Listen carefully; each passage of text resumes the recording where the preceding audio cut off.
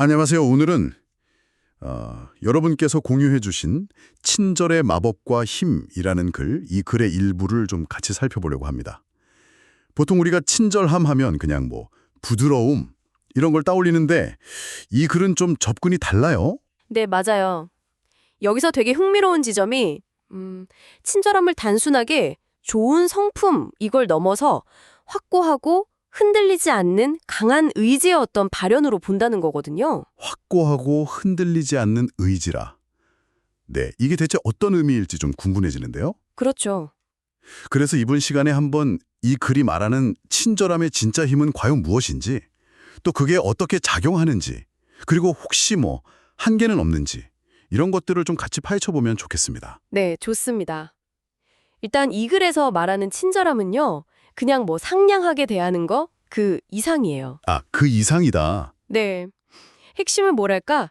부당한 공격이나 비난 같은 거 있잖아요. 네, 네. 그런 걸 딱 마주했을 때 감정에 확 휩쓸리는 게 아니라 오히려 평정심 그리고 사랑으로 딱 대응하는 능력 이걸 말하는 거죠. 평정심과 사랑으로요? 네.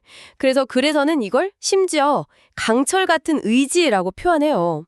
그러면서 공격자의 부정적 폭발은 우리의 강한 의지와 친절함으로 즉시 소멸된다. 이렇게까지 이야기하죠. 와, 강철 같은 의지라니 정말 생각지도 못한 표현이네요.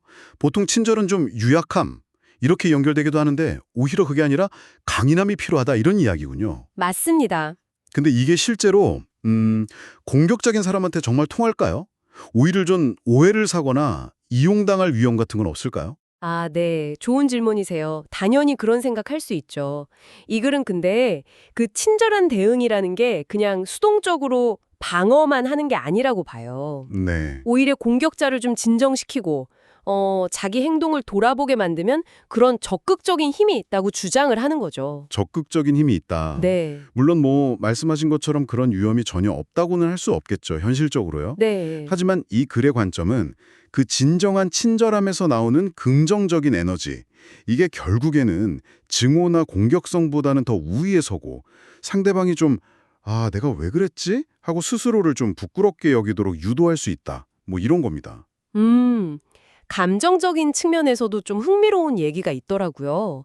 우리가 친절에 베풀면 상대방도 감정적으로 좀 긍정적인 영향을 받는다. 이런 거죠. 네네. 심지어 내가 좀 싫어하는 사람한테도 의식적으로 친절하게 대하면 내 감정까지도 긍정적으로 바꿀 수 있다고요. 맞아요. 감정이라는 게 약간 전염성이 있으니까요. 그렇죠. 아, 네, 그렇죠. 더 나아가서 이 글은 우리가 결국 통제할 수 있는 건 자신의 반응뿐이잖아요. 그렇죠. 내 반응이죠. 네. 그러니까 의식적인 친절을 통해서 어떤 부정적인 감정의 고리, 이걸 끊어내고 관계뿐만 아니라 자기 내면까지도 좀 긍정적으로 이끌 수 있다. 이렇게 보는 거예요. 뭐랄까, 감정적인 주도권을 내가 쥐는 거죠. 아, 감정적 주도권. 네. 현실적인 이득에 대한 이야기도 있었어요. 꾸준히 친절하면 주변 사람들한테 호감을 얻고 이게 결국 내가 필요할 때 도움으로 돌아온다.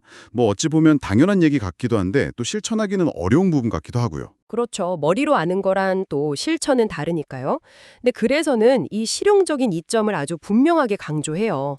뭐 직장 동료든 아니면 그냥 스쳐 지나가는 사람이든 일관되게 친절한 태도를 보이면 그게 협력적인 관계의 기반이 되고요. 네. 결정적인 순간에 도움받을 가능성을 높여준다.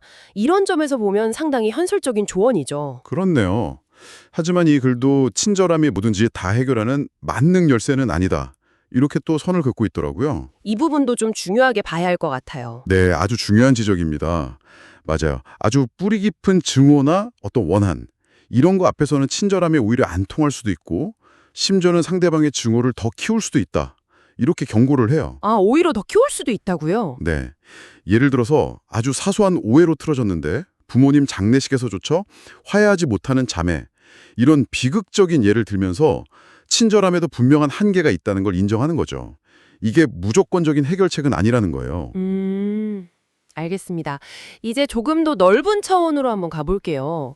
이 글은 친절함이 그냥 인간관계 이걸 넘어서서 모든 존재에 대한 어떤 공감에서 시작된다 이렇게 말하거든요. 네. 그러면서 약간 마법적 진보라던가 보이지 않는 세계와의 소통 이런 조금 독특한 개념까지 연결을 시키는데 이 부분은 좀 어떻게 이해를 해야 할까요? 그 부분이 약간 이 글의 친절함 개념을 철학적인, 어쩌면 좀 영적인 차원까지 확장하려는 시도로 보여요. 아하, 근데 핵심은 뭐냐 하면 정직하고 진실된 태도예요. 정직하고 진실된 태도. 네, 그러니까 눈에 보이는 인간관계뿐만 아니라 그래서 우주적 지성체라고 표현하는 우리가 다 이해하기는 어려운 어떤 더 큰 존재나 원리 이런 것과 소통하거나 도움을 구할 때조차도 꾸밈 없고 진실한 공감과 친절의 자세가 근본적으로 중요하다. 이런 의미로 해석해 볼 수 있을 것 같아요. 그냥 겉으로만 하는 행동이 아니라 내면의 진실성이 중요하다는 거죠. 그렇군요. 외적인 행동만이 아니라 그 근본적인 내면의 태도가 중요하다. 이런 말씀이시네요. 그리고 이 모든 것을 좀 관통하는 마지막 핵심 태도가 있었죠. 다른 사람에게는 친절하되 자기 자신에게는 항상 엄격해야 한다. 네, 바로 그거죠.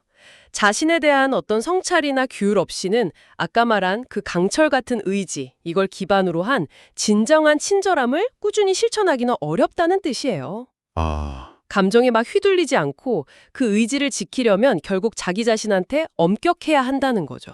오늘 이렇게 쭉 이야기를 나눠보니까요. 이 글은 친절함이라는 것을 감정 표현, 이걸 넘어서 분노 같은 것마저 무력화시키는 어떤 의지적인 힘으로 보고 있네요. 네, 그렇죠. 그리고 관계나 내면, 또 더 나아가서는 더 넓은 세계와 연결되는 어떤 근본적인 태도로 제시하고 있고요. 물론 현실적인 한계도 분명히 인지하고 있고요. 맞습니다. 그래서 중요한 건 그냥 거칠애가 아니라 모든 존재에 대한 어떤 깊은 공감에서 우러나오는 진실된 친절이라는 거고요. 이게 또 흔들리지 않으려면 자기 자신에 대한 엄격함이 반드시 같이 가야 한다. 이 점인 것 같아요. 이게 이 글이 말하는 친절함의 어떤 핵심적인 깊이가 아닐까 싶습니다. 자, 그럼 마지막으로 여러분께 질문 하나를 던지면서 마무리할까 합니다.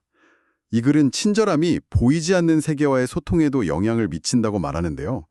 이걸 꼭 신비주의적으로 해석하지 않더라도 이런 태도가 우리가 인간관계를 넘어서 삶에서 마주하는 예측 불가능한 어려움이나 아니면 보이지 않는 기회, 이런 것들을 대하는 방식에 대해 무엇을 시사한다고 생각하시나요? 여러분의 성찰을 위한 작은 질문으로 한번 남겨두겠습니다.